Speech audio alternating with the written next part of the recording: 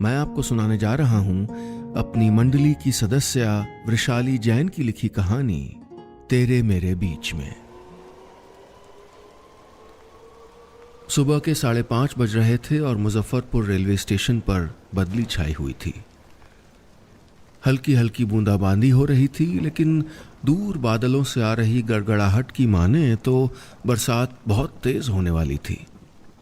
जनवरी के महीने में अक्सर ऐसे ही बेमुरव्वत बेसाख्ता बरस जाते हैं बादल, बिल्कुल अनप्रिडिक्टेबल, अनएक्सपेक्टेड तरीके से, ठीक वैसे ही जैसे अलका की जिंदगी थी। इस वक्त प्लेटफॉर्म पर अवध एक्सप्रेस के फर्स्ट क्लास के डब्बे के सामने खड़ी, मोटी मोटी पायल पहने, हाथ में हीरे की चूड़ियों के बीच हरे कांच की चूड़ियां पहने, गोटे के काम वाली लाल शिफॉन की साड़ी का पल्लू संभालती अलका की आंखें भी इसी मौसम की तरह बरस रही थीं। इस नई नवेली दुल्हन को अपने दूल्हे के संग यहां से श्री महावीर जी की ट्रेन पकड़नी थी। नई जिंदगी की शुरुआत थी, ईश्वर का आशीर्वाद लेने जाना था। फिर जिस सफर पर अलका निकल पड़ी थी उसमें इस आशीर्वाद की बहुत जरूरत थी। मेहंदी के गहरे रंग से सजे एक हाथ में उसने बाबा का हाथ कस के थाम रखा था। स्टेशन पर मामा, चाचा, दिल्ली वाली बुआ सब छोड़ने आए थे। अभय के घर से भी सभी लोग आए थे। उसके घर वाले या तो अभय को नहीं, डॉक्टर अभय को घेर के खड़े थे या उसके ससुराल वालों से हंसी ठट्ठा कर रहे थे। अम्मा इतनी सुबह ही सारा नाश्ता बना के ले आई थी, फ्लास्क में कॉफी भी बना लाई थी। अलका ने निगाह घुमा के देखा कि कैसे मनुहार कर कर के अम्मा कब थमा रही थी अपने जमाई को। जितनी बात उसने नहीं की थी अभय से, उतनी तो उसके रिश्तेदारों ने कर डाली थी। और सच पूछो तो बात करने का वक्त मिला ही कहाँ था।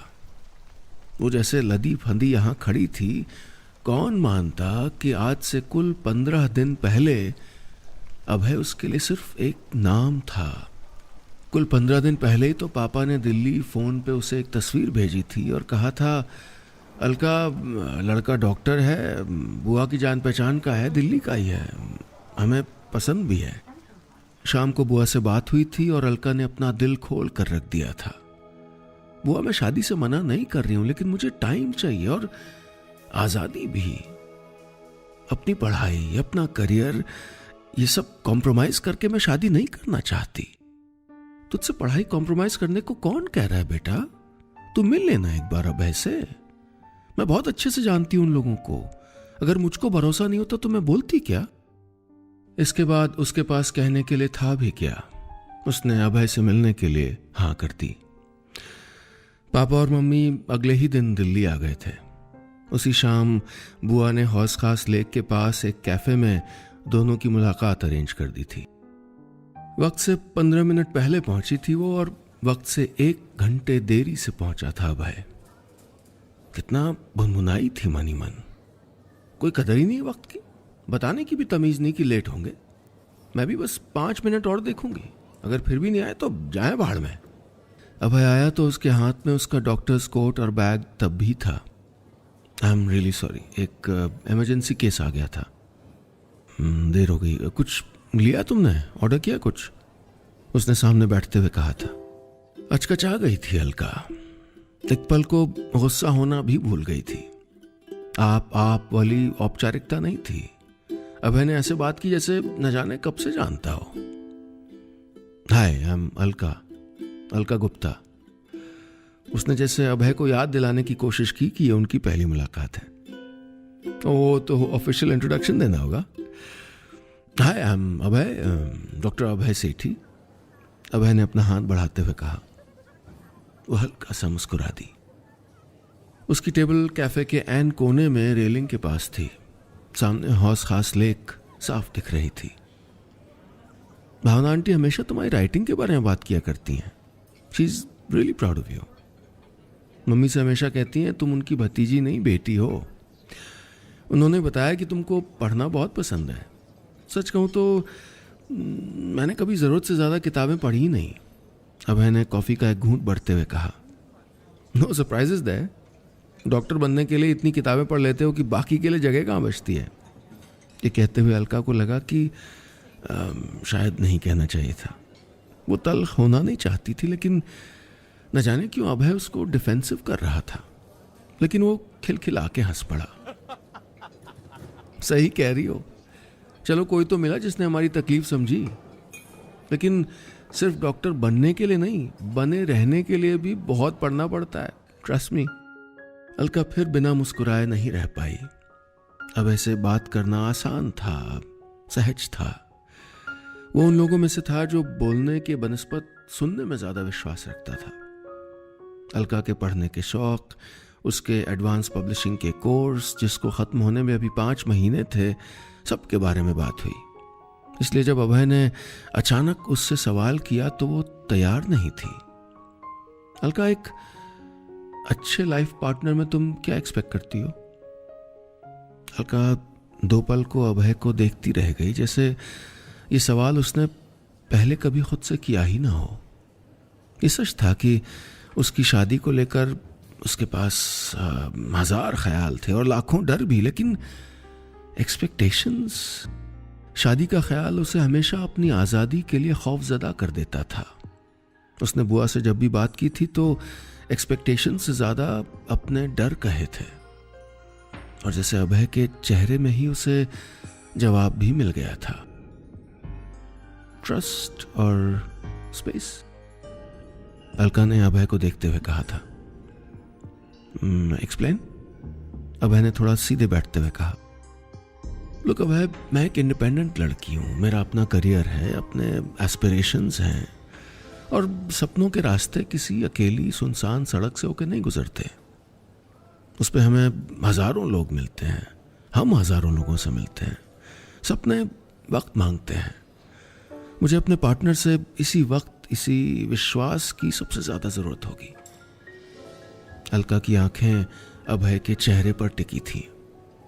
अभय की आंखें दूर झील के पानी पर। पंछी अपने घोंसलों पर वापस लौट रहे थे। सूरज एक थके हुए राही की तरह धीरे धीरे झील की खुली बाहों की तरफ बढ़ रहा था, जैसे सारे दिन की थकान झील के एक लम्ह से उतर जानी हो। और यही स्पेस और ट्रस्ट तुम अपने पार्टनर को भी देने को तैयार हो? अभय ने उसकी ओर मुड़ते हुए कहा। मेरे हिसाब से यही ट्रस्ट, यही स्पेस किसी भी रिश्ते की नींव होते हैं अभय। और अगर मैं अपने पार्टनर के सपने को नहीं समझ सकती तो बाकी सब बेमानी हो जाता है ना। अलका खुद नहीं जानती थी कि उसके मन के किस कोने से सब निकल रहा है, लेकिन जब कह दिया था तो लगा था कि इससे बड़ा सच शायद कोई और नहीं है। अलका, मैंने क्लीवलैंड क्लिनिक के लिए अप्लाई किया हुआ है। उन्होंने मुझसे 6 महीने वेट करने को कहा है। अगर मेरी एप्लीकेशन एक्सेप्ट हो जाती है तो क्या तुम मेरे साथ यूएस चलोगी? Cleveland clinic, America. इतनी दूर जाने के बारे में तो अलका ने सोचा भी नहीं था। घर से, काम से इतना दूर। काम तो यूएस से भी कर सकती थी, लेकिन क्या सचमुच वो एक अजनबी के साथ इतना लंबा सफर तय करने के लिए तैयार थी? अबे, मैंने कभी इतनी दूर जाने के बारे में सोचा नहीं है। क्या तुम मुझे सोचने के लिए थोड़ा वक्त दे सकते हो? अभय मुस्कुरा दिया था। मैं तुम्हारे जवाब का इंतजार करूंगा। अभय और अलका जब कैफे से निकले तब तक सूरज पूरी तरह से झील के आगोश में था। उसके सुकून की लालिमा से आकाश रंग गया था। घर पहुंचकर अलका को पापा, मम्मी, बुआ सब के सवालों ने घेर लिया था। पापा ने कहा था, अलका उनकी तरफ से हाँ है बेटा, बुआ को फोन आया था अभी अभी, तू बता। उसने बहुत सोचा लेकिन कुछ कह नहीं पाई। मम्मी ने पूछा था उससे, एक बार और मिलना चाहेगी? अलका ने मना कर दिया। उसने भले जवाब न दिया हो, लेकिन उसका दिमाग अपनी ही गणित में लगा था। 5 महीने में कोर्स तो खत्म होने ही वाला था। उसके बाद तो वो फ्रीलांस कहीं से भी कर सकती थी। वो खुद ही कुछ वक्त से ब्रेक के बारे में सोच भी रही थी। क्लीवलैंड बहुत सुंदर शहर भी है। और फिर खुद ही उसने अपने दिमागी घोड़ों को रोका। उसे एहसास हुआ था कि वो अपने मन में इस रिश्ते को शायद हाँ कह चुकी है। जब उसने अपना फैसला पापा को बताया तो उन्होंने अभय के घर फोन करने में जरा भी देर नहीं की। जिंदगी के कुछ फैसले हम लेते हैं और कुछ फैसले जिंदगी हमारे लिए लेती है। अगली सुबह जब अलका चाय पी रही थी तब अचानक अभय अपनी फैमिली के साथ बुआ के यहाँ आ गया। उसकी क्लीवलैंड वाली एप्लीकेशन एक्सेप्ट हो गई थी और उसको 20 दिन में ही यूएस के लिए निकलना था। उसके बाद अभय का अगले 2 साल तक इंडिया आना नहीं हो पाता, इसलिए वो चाहता था कि शादी करके ही यूएस जाए। अभय के घर में सबको लगता था कि ये अलका के ही अच्छे भाग्य से हुआ है, लेकिन अभय खुद मिलकर अलका का फैसला जानना चाहता था। ये आखिरी बार होगा जब तुमने वक्त मांगा हो और मैं नहीं दे पा रहा हूं। बोलो, चलोगी मेरे साथ अलका? अभय ने वहीं बुआ के ड्राइंग रूम में पूछा था उससे। अभी कल ही 6 महीने का वक्त था उसके पास और अब अचानक 15 दिन में शादी की बात। हाँ करने का मतलब था अपनी पढ़ाई बीच में छोड़कर अभय के साथ हमेशा के लिए चले जाना। अच्छा नहीं लग रहा था उसे सब। अभय को उसने बताया था कि कितनी मुश्किल से उसका इस कोर्स के लिए सिलेक्शन हुआ था। फिर उसको एक पल नहीं लगा 15 दिन में शादी का प्रपोजल लाते हुए। अलका ने अभय की ओर देखा लेकिन वो नहीं दिखा। दिखे तो पापा और अम्मा के वो चेहरे जो उसकी हाँ सुनकर और फिर अभय के अमेरिका जाने की खबर सुनकर खिले हुए थे।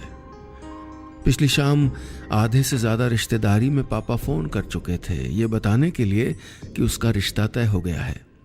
उसके अंदर चल रही उथल पुथल से बेखबर पापा अभय को अपने हाथों से लड्डू खिला रहे थे। वो नहीं जानती थी कि वो सही कर रही है या नहीं, लेकिन एक गहरी सांस लेकर उसने हाँ कर दी थी। उसी दिन तय हुआ था कि शादी मुजफ्फरपुर से होगी। उसके आगे के 15 दिन जैसे किसी बहुत तेज भागती रील की तरह गुजरे थे। आज वो अलका गुप्ता से मिसेस अलका सेठी हो गई थी और श्री महावीर जी जा रही थी अपने पति के संग। अभय और वो दर्शन करके सीधे दिल्ली जाने वाले थे और वहां से सीधे यूएस। स्टेशन पर अलका का हाथ बाबा के हाथ में और कस गया। उस दिन के बाद अभय से ढंग से बात करने का मौका ही नहीं मिला था। शादी की और यूएस जाने की तैयारी उन्हीं 15 दिनों में करनी पड़ी थी। अब जब ट्रेन चलने में कुछ ही वक्त था, घबराहट से अलका का दिल बैठा जा रहा था। आवाज तो नहीं निकली थी, लेकिन आंखों से टपकी आंसू की बूंद बाबा के हाथों पर पड़ी थी। सुन बेटा, घबराना मत। हर रिश्ता अपने आप में एक वादा होता है। वादे का एक छोर निभाकर तूने शुरुआत की है, अगला अभय निभाएगा, मुझे पूरा विश्वास है। खुद को और उसको वक्त देना। मेरी समझदार बिटिया सब संभाल लेगी। ट्रेन की सीटी बज गई थी। मम्मी उसके पास आ गई थी। अलका ने अपना चेहरा पापा के कंधे में छुपा लिया था और उसकी सिसकियां फूट पड़ी थी। अभय आया था उस वक्त। पापा ने उसके हाथों से अपना हाथ खींच लिया था और उसकी हथेली अभय को थमा दी। अभय बाबू, अपनी जिंदगी सौंप रहा हूं तुमको। ख्याल रखना, संभाल के रखना। ट्रेन ने फिर सीटी बजाई। अब की बार अलका और अभय ने अवध एक्सप्रेस का AC 1 कोच बोर्ड कर लिया। अलका का बचपन, मायका सब पीछे छूट रहा था। उसके एक नए सफर की शुरुआत हो चुकी थी। दोस्तों, ये था मेरी मंडली की सदस्या वृशाली जैन की लिखी कहानी तेरे मेरे बीच में का पहला हिस्सा। उम्मीद है आपको कहानी पसंद आ रही होगी। क्या आपने टूटे सपनों पर चलकर अभय के साथ अलका नई खुशियां ढूंढ पाएगी? जानने के लिए सुनिएगा कहानी का दूसरा हिस्सा तेरे मेरे बीच में पार्ट 2।